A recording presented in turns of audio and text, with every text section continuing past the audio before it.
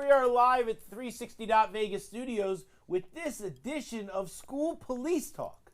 Gentlemen, great to be here with you. Yeah, good morning, Neil. You know, Lieutenant Zink, Lieutenant Campbell, I want to start off with many things, okay?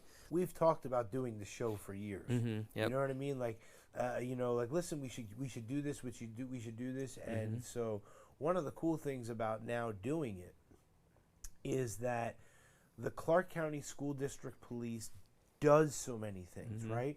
So they have bridged the gap, right, between an officer and a person who needs a little bit of assistance. In all the years that I've known you, you still have the same passion for the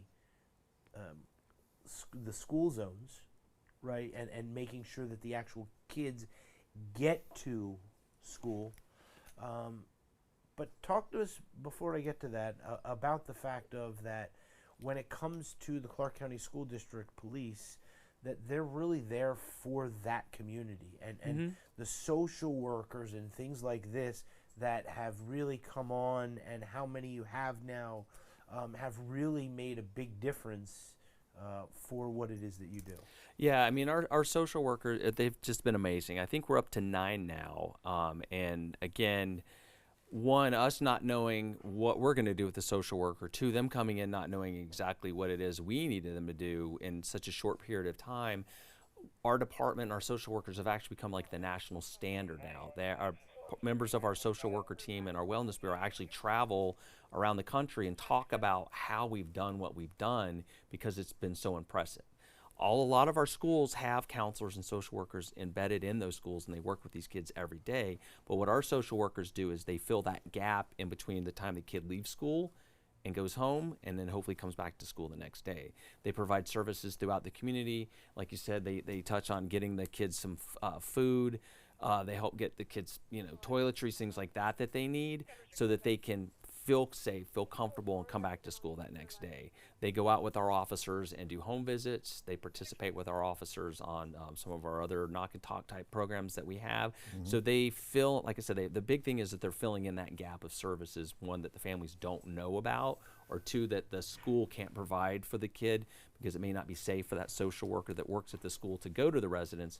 But if they're one of our social workers going with our officers, it's a safer environment. So it's just been fantastic. And as far as us and our community, we've got so many fantastic community partners so that we're able to, as a department, every year to hand out backpacks at the beginning of the school year with school supplies to some of our most neediest students. We're able to provide free turkeys around Thanksgiving, again, with some of our community partners. Or if some years there's no turkeys, but we're still able to get like gift certificates or gift cards for different grocery stores so that people can go and buy, may not even be a turkey, but food that they do need.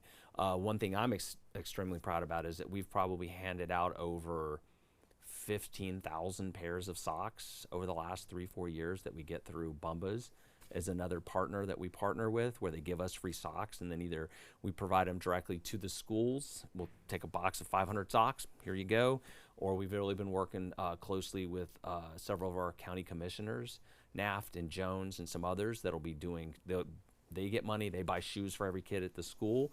Well, you gotta have socks, right? So we fill in that gap. We're able to hand out, take them a case of socks that we've gotten for free from Bumbas. There's no we put together care packages.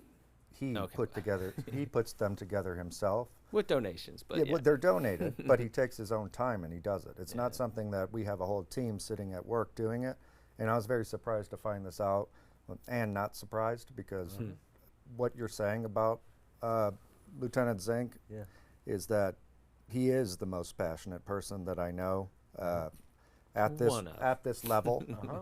Well, I mean, he always has this. But for just the love of people, Brian, which I love him. I mean, he's probably one, if not one of my best friends, my best friend.